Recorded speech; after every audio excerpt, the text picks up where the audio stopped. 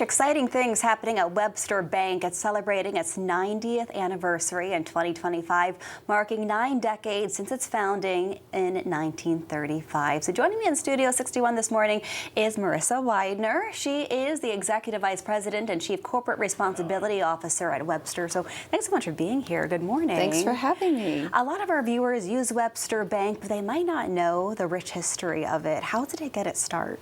So in 1935, the founder, Harold Webster Smith, went around and raised $25,000 from friends and family to help people buy and build homes. Wow. So we've come a long way since 1935, but it is a great start to our story. Mm-hmm. And today, 9 decades later, we're still a consumer bank, but we're also one of the top commercial banks in the country.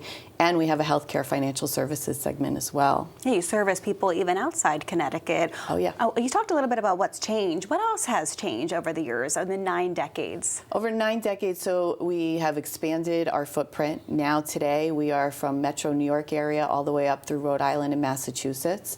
So we started as a Connecticut-based bank, and now we're serving the Northeast corridor. We're a national bank. As I said, the commercial bank stretches across the nation. And we have this healthcare financial services segment, which incorporates HSA Bank, health savings accounts, wow, as well as Amitros, which is an administrator of medical insurance settlements. And Webster is really known for its community involvement, engagement. What else is it known for? What important work does it do with the people that it serves? So we're so proud of the commitment that we've had to the communities that we serve over our 9 decades. We have a community investment strategy, which really focuses on creating affordable housing, creating access to capital for small businesses, community engagement, making sure our colleagues are out and engaged within the community. In fact, we offer 3 days PTO for colleagues to be able to give of their time to the causes that matter to them, and of course, increasing access to banking services. And can you tell us more about what Webster does to empower people financially? Yeah, so that's one of our pillars. We actually have a whole focus on financial literacy, financial empowerment. And I'd say right now 3 major focus areas. One is our investment in junior achievement across our footprint. Many people are familiar with junior achievement, and we've expanded our investment with them across the full footprint. We have an investment in CT Financial Scholars, which we recently announced. That's a $300,000 grant over multiple years, making sure that we get the curriculum into the high schools. That there was legislation that was passed, and this entity is proven. They've done it in other areas, and now they're doing it in Connecticut. And then on top of that, we have our own investment in our finance labs that are across our footprint. So how does that work? How do the labs work? Those are great because we know who we are. We're a bank. We provide financial services. And we partner with nonprofits that are ingrained in the community, who have a proven track record.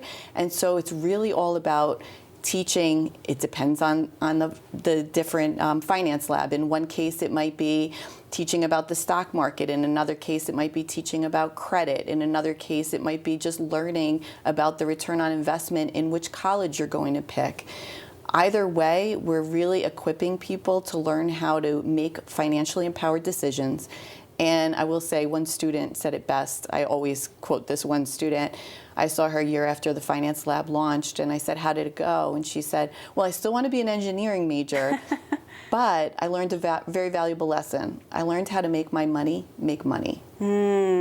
And that's something so many of us wish we learned a lot sooner in life. So important tools. Thank you so much for coming on this morning, and wish you a lot of luck as you look ahead to the next, 10 years to make it 100? Absolutely. We're looking forward with bright smiles and energy ahead. All right. Thank you very much, Marissa Weidner, for coming on this morning. Thank you. And we're going to send it over to Erica.